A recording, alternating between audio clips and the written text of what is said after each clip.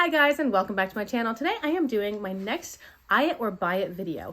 It has been a while since I did this. It's basically where I look at new releases and I talk about them, give you my general thoughts and move on to the next one. It's a lot of fun because I find this very helpful as far as me being on a low or no buy, where I can look at something and kind of pick it apart a little bit and say, I don't really need this in my collection. It might be beautiful, it might be innovative, but is it unique to me? No, I don't need to buy it. So that's generally how these videos go. It's more me talking myself down from spending all my money because my husband and I are on a budget and I don't want to spend all my money and he really wouldn't like it if I did. Anyway, in today's video, I'm not going to be talking about a ton of releases because these videos can tend to get a little bit long. I will link down below a playlist where I link all of my Eye It or Buy It videos if you're interested in seeing more, just hearing my thoughts about things. By the way, I would love to hear your thoughts. If you have opinions about any of these products that I'm referencing or mentioning, do let me know in the comments because it's always fun to chat about this sort of thing. All right, I'm going to scooch to the side a little bit. Honestly, it's been so long since I did one of these videos. I don't remember which side I usually scooch to. I'm a mess, but that's okay. By the way, I did film today's eye look. I'll link that down below in the description box as well. So I want to talk first. The reason that made me go, ooh, I should do another Eye It or Buy It was the Nomad Cosmetics Love and Death Verona Romeo Juliet themed palette. I feel like their palettes are not clearly named. I don't know, like if you go on their website, obviously there's the name, but everyone seems to disagree on what the palette is actually called. Is it called Romeo and Juliet? Is it called Verona? Is it called Love and Death? No one seems to know. According to what I see, it looks like it's called Love and Death. So let's talk about this palette because I have some thoughts on this one. First off, right off the bat, I think the color story is really quite pretty. I do like that they've got the two sides. You know, love is the reds and the pinks and the fun, bright, lovely colors. And then death is the darker, murkier, deeper blue, warm, black, gray tones. I understand that. I love how it works with the theme, beating hearts versus tombs. I totally get it. It is a very nice concept. I think that the red and pink side is a little bit too monochromatic. It doesn't look like it has a ton of variety within those two tones.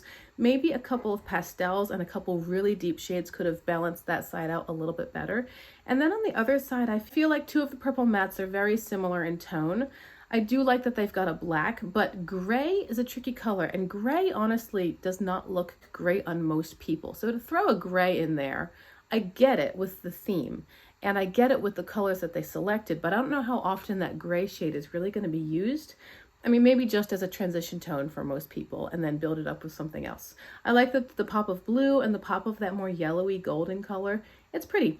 What I don't like is the packaging. I feel like, okay, it opens like this, right? You've got red and blue. And on each side of this panel, there's a mirror. So you can theoretically use the mirrors that are included in the palette, but if you watch Heather Austin's video, she does try to use the mirrors and she doesn't mention that it's a struggle, but it looks to me like she's struggling because if you hold the palette like this to use the mirror, then the other side is going to flop open. And there's a risk low, but there's a risk that shadows will fall out. But there's also the risk in my case, and this is personal experience, somehow those shadows which are facing me are going to get smudged onto my outfit or my hair. It's just going to happen. And it just seems awkward to me to have to hold the palette either this way and kind of have the bulk of the palette on the side while you're using the mirror, or have the palette dangling while you're using the mirror. So I think that it's a really cute concept, but I don't love the execution, particularly of the packaging. But I think it's a pretty palette. Honestly, this one has not excited me at all. And the only video that made me go, oh, that's pretty, is when I saw Angelica Nyqvist's video. Of course, she's my favorite, but it was probably a combination of her lighting in her room and also the undertones of her skin that really pulled out the shades that she chose.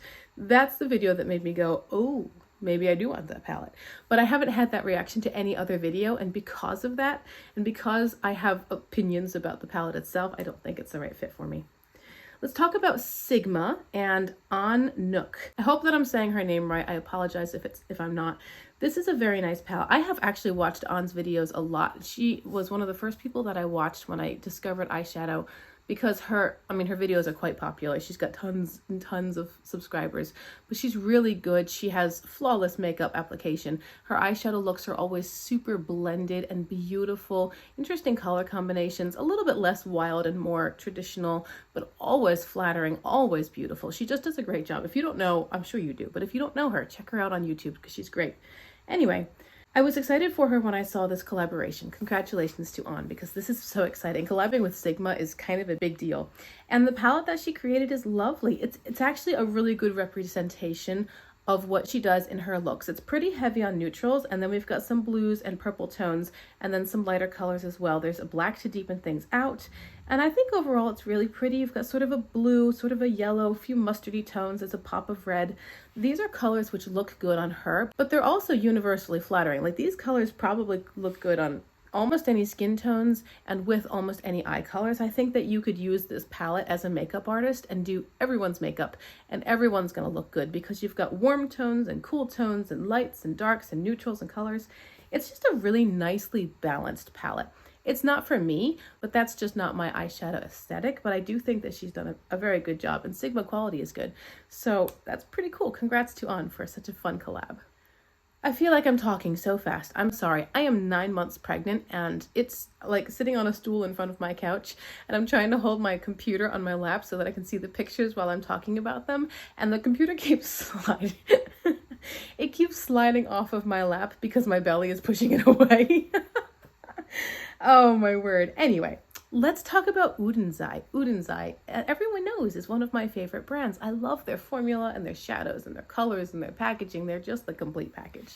And they recently released a collection of singles called Jewel Shine. They're super pretty. Now, it's interesting to me, this collection doesn't draw me in, despite how much I love Oden. First off, I know myself well enough to know that I do not reach for singles. Singles just get lost. And I know the idea of a Z palette and magnetics. I get all of that. I had one for a while. I never ever dipped into it. I never remembered it, because when I think about my eyeshadow, I think I want to play in a specific palette. It's a palette that has been curated with a color story that makes sense to me or excites or inspires me. I don't think about grabbing a single. I just don't. So that's the reason that this release from Oden just beautiful, beautiful shadows. And if you've seen people's swatching videos, oh my word, they're just stunning. But I know that I'm not going to reach for them. Of course, tied into that, the other reason is that it's not a curated palette. You have to buy, for me, I would have to buy enough singles to completely fill the palette, because the idea of having a palette with spaces missing drives me a little bit insane. And so I would have to spend a lot of money to buy all the singles that at least fill a palette. And then there are so many choices. I would feel like, well, now I have to create my own color story, which might be appealing to some, but is a little bit less appealing to me. I think that I would feel overwhelmed. And I know that I would see other people's creations and go, oh man, I should have done that instead.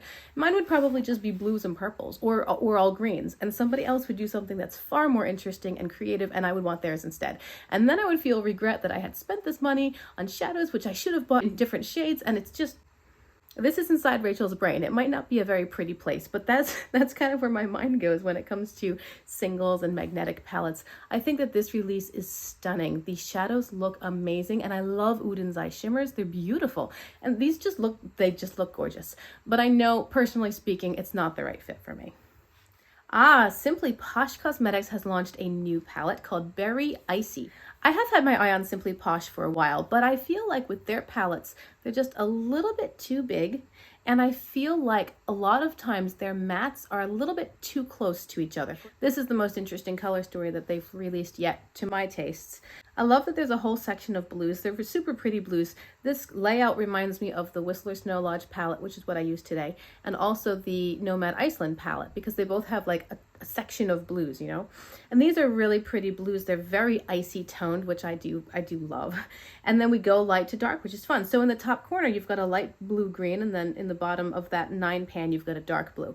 Well, that's great. But if you take the top light blue green and go directly below it, past the shimmer to the mid-toned light blue green, there's just kind of a lack of depth. It doesn't go deep enough. I feel that they could have taken that darker of the two blue-green turquoise shades and made it several notches deeper into a teal. And that would have brought more variety to the palette and more contrast between the similar shades. You know what I mean? I enjoy the layout. I do enjoy the entire row of shimmers down the center. I like that we've got some berry and some pinky reddish tones. I think we probably could have been a bit more brave with purples and pinks, because berries do come in lots of different colors. Maybe we didn't need half of the palette to be blue, but it is pretty overall. I would consider getting this palette, but because I have these thoughts about the depth and mattes, I kind of think, well, is it really worth it spending my money if it's not as unique as I want it to be? But it is nice, and I think that they did a good job with it. Ooh, now let's talk about the Lure palette from Blend Bunny Cosmetics. They released this Lure palette and the Trove. The Lure is what you see here. The Trove is a 4-pan all multi-chromes. It's way more expensive, but it's highly pigmented metallic multi-chromes. So I think that was smart. Side note, I think releasing the multi-chromes in a separate palette was a great idea because some people don't want to put the money out for a quality multi-chrome. They're just interested in the shadows. Some people want only multi-chromes to enhance a huge collection. So selling the multi-chromes by themselves is a great idea. Anyway, the Lure palette from Blend Bunny. I really enjoy the way that Blend Bunny lays out their palettes. They are very methodical and logical in their layouts. It often grades from light to dark, with the deepest row being on the bottom or second to bottom and then all shimmers on the bottom. Their palette layouts just make sense. And I think that this Lure palette is their most interesting color story to date because, with the exception of their neutral palettes, all of their colorful palettes to me look like different versions of a rainbow palette. I don't see a lot of variety within the actual shadow shades within their first, 3 palettes? Surge, Primal, and Blends. They all look pretty much the same. I understand the layout's different. You know, one might have matte black and I don't know. They're different, but they're not different enough. So when I see those, I go, well, they all just look like rainbow palettes. They all look the same. But this Lure palette is different. This one has much more unique tones. And I love it. It really does feel more mermaidy. There's sort of Caribbean kinds of tones. You know, you've got these green leaning blues and the blue leaning greens, and you've got some pinks and purples, but not too pink and not too purple, and you've got a little bit of more neutral coral kinds of shades, and then you've got that whole row of deep colors at the bottom. Yes, this is the first Blend Bunny palette that's really made me go, yeah, I could work with that. You know, kind of had that reaction. The tones are much lighter, more icy, a little bit more pastel, and that is definitely appealing to me at this point. So, I mean, this would be kind of on a maybe list for me. It's not a definite pass. It's not an easy no thank you, but it is done really well. And I've heard that the Blend Bunny formula is awesome, so double win. I'm going to end this video. Like I said, it's not going to be too long. This is going to be our little ColourPop segment. ColourPop is always releasing new things. What is it, weekly? Let's talk first about their most recent release as of the time that I'm filming, which is the Once and Flor-Al collection. I believe this is coming to Target, and it looks to be, we'll just talk about the 3 palettes that I see. There might be other items, but I'm just talking about the palettes. I think the palettes are pretty. They're very springy. They're very Easter sorts of themed. You know, we've got very light pastel, bright kinds of colors. I think the Peachy Coral palette is cute, but it doesn't go dark enough, which is a complaint of mine with a lot of palettes in general. The Purple Lavender palette is a nice combination. It looks a little bit like their, what was it there? That tie-dye collection that had the Aura and Outs palette. Less blue, more pinky purple lavender heavy, but it's similar. And then the green palette looks a little bit like a conglomeration of their other green 9-pans. You know, a little bit of Just My Luck with a bit of Minted Bee, with a bit of that basketball themed one that was green. I don't know the teams, so I don't know which one would be green. Celtics? Anyway, I think these palettes are cute. These are colors that probably look good on a lot of different people. They're not too wild. They're not too crazy or scary. If you have any of the larger, more colorful ColourPop palettes, you probably wouldn't get much benefit from these. If you have a larger collection of ColourPop, again, not much benefit. But these are probably a really good release, especially into Target, where they're just coming out into the store and people might just be walking by an end cap and go, ooh, and, you know, pick it up and throw it in their cart. They are cute, and I like ColourPop's quality. So ColourPop's Valentine's release, I think, is called Talk Flirty to Me. My mind is so not dirty that I didn't even pick up on that wordplay until someone mentioned it to me. And I was like, oh, that's not where my brain went. I'm okay with that. Anyway, this palette is cute. It's very pink heavy. It does look like it's got some really pretty shimmers in it.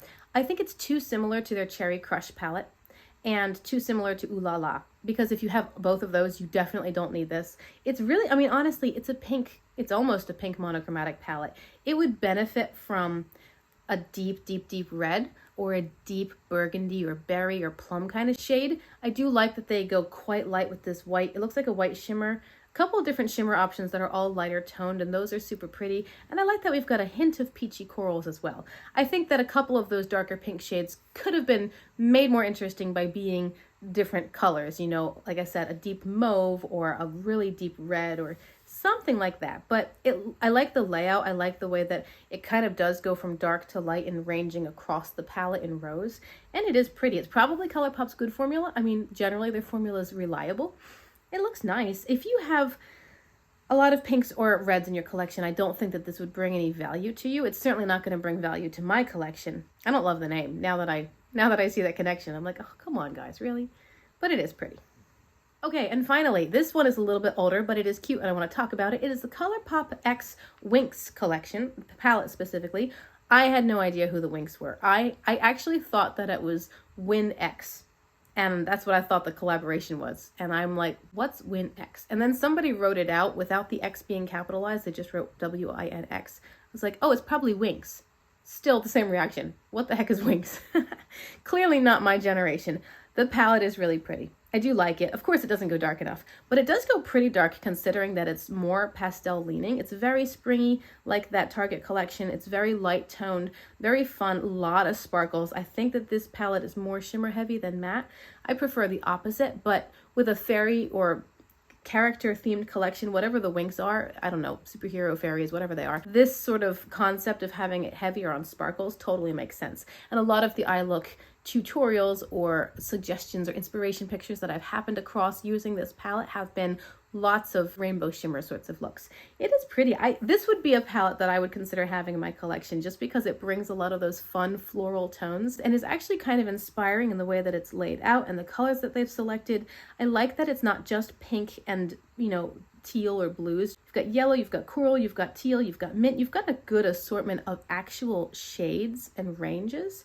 Again, it doesn't go super deep, although we do have a deep pink and what looks like kind of a mid-tone to deeper teal shade. So I think this palette's kind of cute. This one reminds me of the Muppets collection that they did at Christmas time. That one had, I think, some pressed glitters in it, which made me go, nah, no thanks. But this one I don't think has any pressed glitters. So there you go, guys. That is my video on what's new in makeup releases, again, at the time of filming and the stuff that I actually care to talk about. I hope you've enjoyed this video. Remember to check my description box for the whole Eye It or Buy It series. Remember to let me know in the comments what you think about these things. It's so funny because I have a few friends on Instagram. When there's a new launch, we'll send each other pictures of it and be like, hey, what do you think? And then we kind of, like I said in the beginning, we sort of pick it apart so that we discourage ourselves from spending money that we don't really need to spend because we have pretty decent collections at this point, you know?